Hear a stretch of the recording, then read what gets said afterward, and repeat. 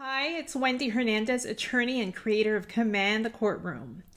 In today's video, I want to talk with you about not projecting your personal issues onto your child. And I know this is a super huge topic. Therapists probably work for years with people on this topic, and it's not something that I can cover in a 3-minute video with you.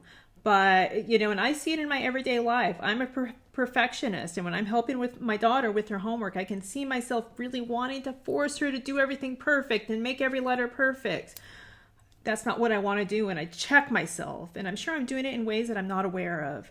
What I see in these family law cases, though, is people who are aware of what they're doing and they do it anyway, and they do it in a way that's harmful to the child.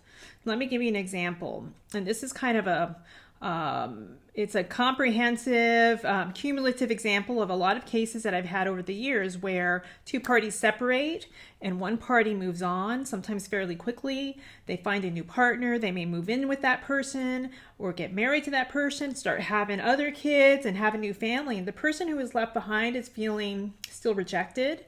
They're feeling betrayed, hurt, bitter, angry, a whole host of negative emotions, which is normal, and people heal at different rates. So, you can't judge a person by how long it's taking them to heal.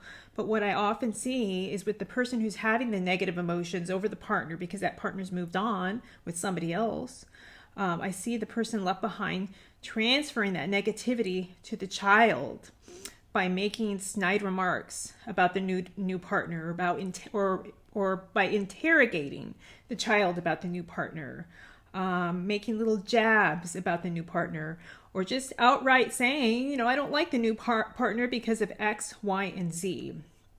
So, this is a touchy situation.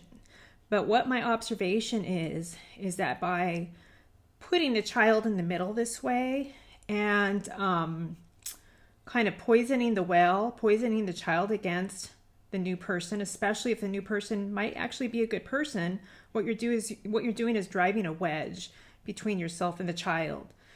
The child, even children as young as 2 and 3 years old, they'll sense this. They'll go to the parent's house who has a new partner. They may have a great time, but they won't share the great time that they had when they come back to the person who's still in pain, because they know it causes that person more pain. And in my mind, it encourages secrets between the child and the person who has been left behind.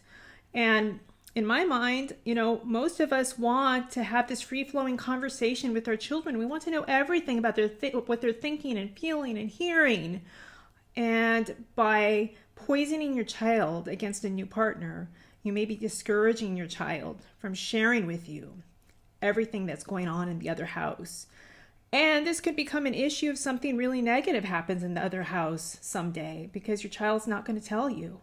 And that may be the only way you find out. So it's a hard thing to do. I can't solve this issue, like I said, in a 3-minute video, but it's just my observation. What kind of relationship do you want to have with the child? Do you want a relationship where your child feels free to share everything with you, especially things that are going on in the other parent's home?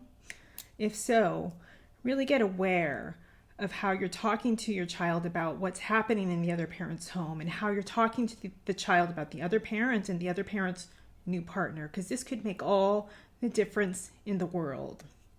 And if you're really having a hard time, as a side note, there's nothing wrong with therapy. There's nothing wrong with counseling to help you work through these feelings and emotions. Sometimes people feel like counseling or therapy have a negative connotation associated with them. There are so many people I see that are in therapy and it's helping them a lot. So don't be ashamed if you're in pain. Above all, really be aware of what you're communicating to your child, verbally and non-verbally, and do your best to keep those lines of communication open with your little ones, because that's what you want as a parent. You want to know what's happening in their lives. So remember to subscribe to the Command the Courtroom YouTube channel. Go to Facebook and like us there. And also check out commandthecourtroom.com. Until next week, keep on trucking and remember to command the courtroom.